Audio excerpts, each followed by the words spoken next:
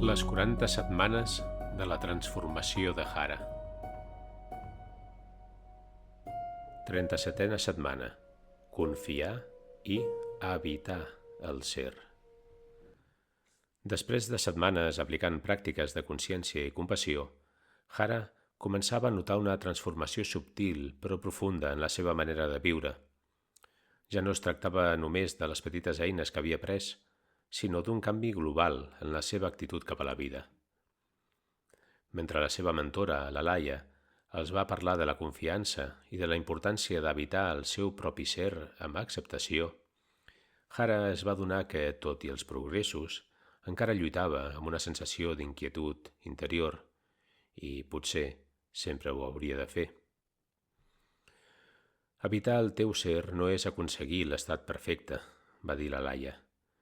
És aprendre a confiar en qui ets, en aquest moment, amb totes les teves imperfeccions i amb la incertesa que acompanya la vida. La seva veu era ferma i compassiva. Va continuar explicant que la confiança en un mateix no prové de tenir totes les respostes, sinó d'acceptar que, encara que no sàpiguis on vas, pots trobar seguretat dins teu. Aquesta reflexió va tocar una fibra profunda dins Hara. Tot i que havia après a calmar la seva ment i a gestionar les emocions difícils, sovint sentia que la seva vida continuava sent un conjunt de fragments sense connexió.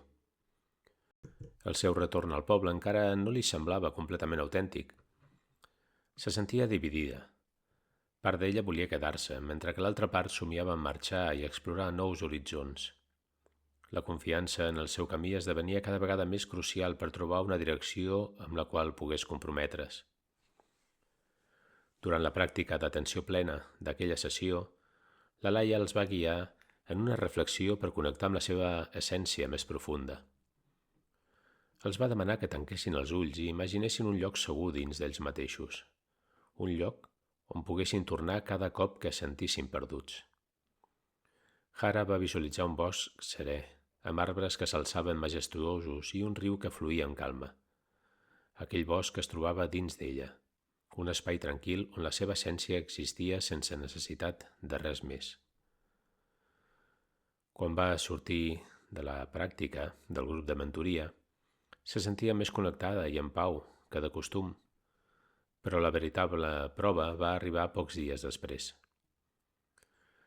La seva germana, Amèlia, amb qui tenia una relació propera però complexa, la va trucar, plorant. Estava esgotada i insegura sobre com encarar els reptes de ser mare per primera vegada. Sempre he sentit que sabia què fer amb la meva vida, Hara, va dir amb la veu entretallada. Però ara em sento com si estigués fracassant cada dia. Hara es va quedar en silenci. Aquella mateixa inquietud que tant havia sentit dins d'ella, ara la veia reflectida en la seva germana. El seu impuls habitual hauria estat oferir consells o solucions ràpides, però aquesta vegada, de nou, va fer una pausa. Va tancar els ulls i va recordar la imatge del seu bosc interior, aquell espai on tot estava bé, sense necessitat de solucions immediates. Inspirant profundament, va sentir que la seva pròpia tranquil·litat podia sostenir Amèlia sense voler canviar-la. Amèlia, no necessites saber-ho tot ara mateix, li va dir amb calma. És normal no tenir les respostes. De vegades, el més important és confiar que estàs fent el millor que pots i està bé sentir-se perduda. A l'altra banda del telèfon, va escoltar com la respiració de la seva germana s'anava fent més pausada. No estava oferint res de nou, cap idea brillant o pla màgic, només la seva presència, només la seva confiança que, malgrat les incerteses, les coses es desenvoluparien a poc.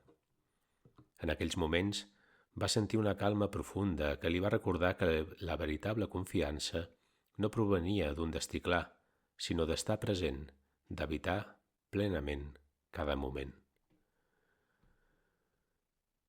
Aquella mateixa setmana, durant una sortida de senderisme amb en Miquel, va decidir obrir-se sobre els seus dubtes. A vegades sento que mai no trobaré un lloc que sigui realment meu. li va confessar mentre observaven el paisatge des d'un cim. Em sento arrelada i, al mateix temps, tinc ganes de marxar, com si sempre m'estigués escapant. En Miquel, que fins llavors havia escoltat en silenci, va assentir amb comprensió. Potser no es tracta de trobar un lloc físic, Hara. Potser l'arrelament és una sensació que portes dins teu, sigui on sigui. Les seves paraules la van commoure profundament.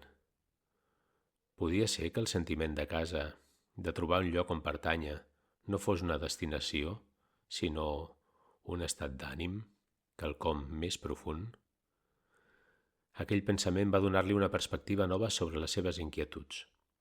Potser el seu viatge no era arribar a un lloc concret, sinó aprendre a habitar la seva pròpia vida, moment a moment, amb la confiança que, malgrat el caos aparent, hi havia una direcció interior. A finals de setmana, mentre reflexionava al costat del riu, Hara va sentir que, potser, per primera vegada, no necessitava saber on anava. Se sentia mitjanament a gust amb el fet de no tenir totes les respostes. Si la confiança es construïa cada dia, cada vegada que tornava a la seva essència, llavors, potser, a poc, trobaria aquesta serenitat que tant buscava. Va respirar profundament, deixant que l'aire fresc del riu la penetrés fins al cor. Potser, va pensar, ja estava on havia de ser.